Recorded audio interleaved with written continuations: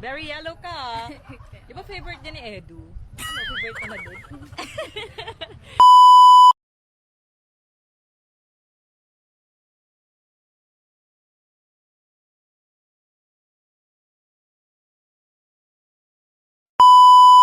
Angel? Biancy. Biancy. Very yellow ka. Di ba favorite niya ni Edu? Ano, favorite ka na doon? Grabe kasi ba? Ay, narulubog na. Madulas. Oh, ang laki! Grabe ang laki! Bukas. Uy, sarap nito. Talbos kamote. Grabe, nagulat ako kina Supermac, Super Andoy. Napakabilis. Tingnan ko yung kambal ko, guys. Wow! Ayos! Hey! Ganda na oh. Ano din sa... Ang haba pa nito.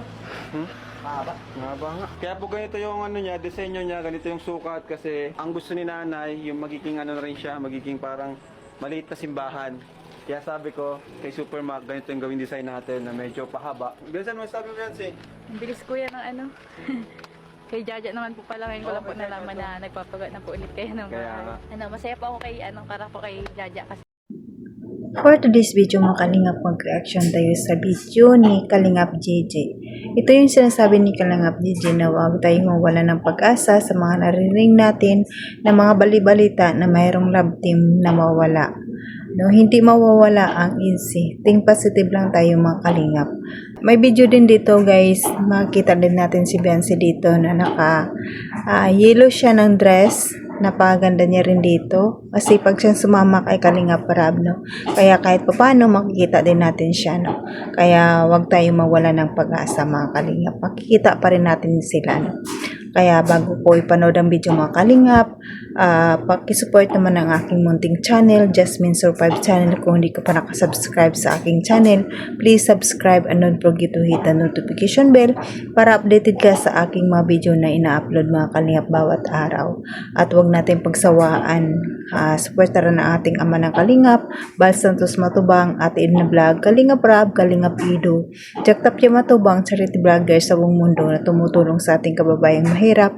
At nandyan din po ang K-Boys at Reactors at mga kasama naming reactors sa Kisses G. Supportaran natin mga Kalingap. Ito lang ang aking sasabihin mga Kalingap. Panoorin na mabuti ang video bago magkomento para alam nyo talaga ang nilalaman nito. Bago tayo mag-umpisa mga Kalingap, magpanood ng video, batiin ko muna kayo ng magandang araw, magandang gabi kung saan sulok ng mundo tayo naroon ngayon. Mapamindanao, Mapaluzon, Mapabisayas, pa-OFW, kamusta tayo mga Kalingap? Sana maging masaya kayo sa araw na ito. Tara na mga Kalingap, panoorin natin ng video na ito.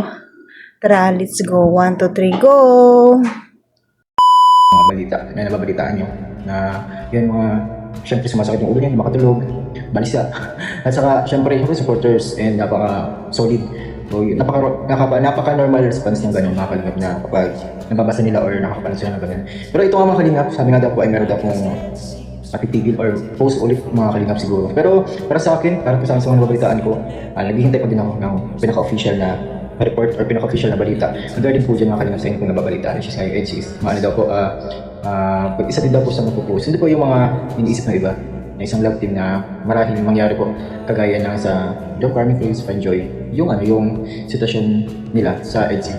So para po sa akin mga Kalingap, kung ganun kung mangyari, syempre kailangan natin respetuhin yung desisyon kung hindi na tayo magka-come up sa ganung desisyon or mga balita. Pero wala po tayo magagawa mga Kalingap kundi i-respeto. Pero malay ko mga Kalingap kasi sa panahon ngayon, alam kong grabe pa yung transition na nangyayari. Ito guys, pagbibigay ng hope, pag-asa sa inyo para hindi po kayo mawala ng pag-asa, hindi kayo malungkot ng sobra-sobra. Kasi syempre, lahat ng supporters hindi naman po magkakaparas ng edad, di ba? So meron po diyang kinakabahan, meron po diyang may mga sakit na maintenance. So ito po mga Kalingap, report na itong vlog na ito mga Kalingap, para po sa inyo, para malift yung yung pagiging nag-iisip ng sobra-sobra beyond measure, kahit wala pa tayong mabalitaan regarding din po sa ganyang balita na wala pang official na information.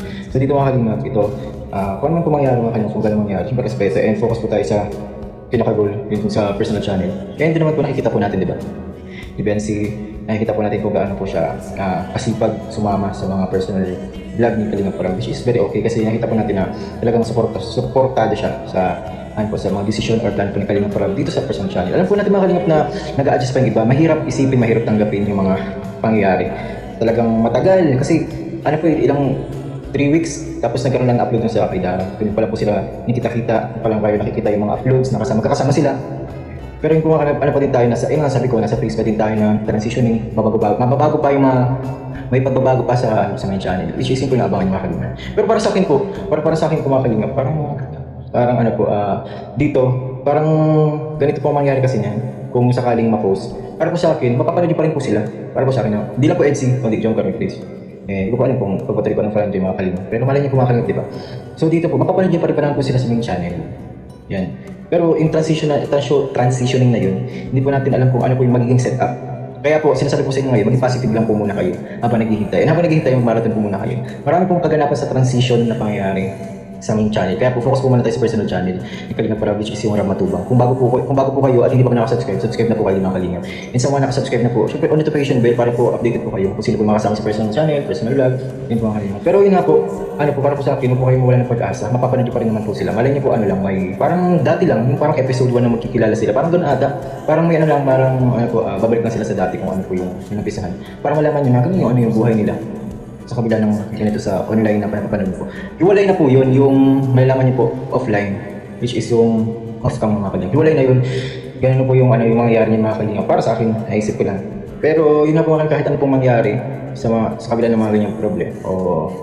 Napapanood nyo, nababalitaan nyo, especially sa HCU Joker, ni Chris, sa Paranjoy. Wala pero mabalitaan yung mga Kalingap, na kayo, antabay, manatili matatag.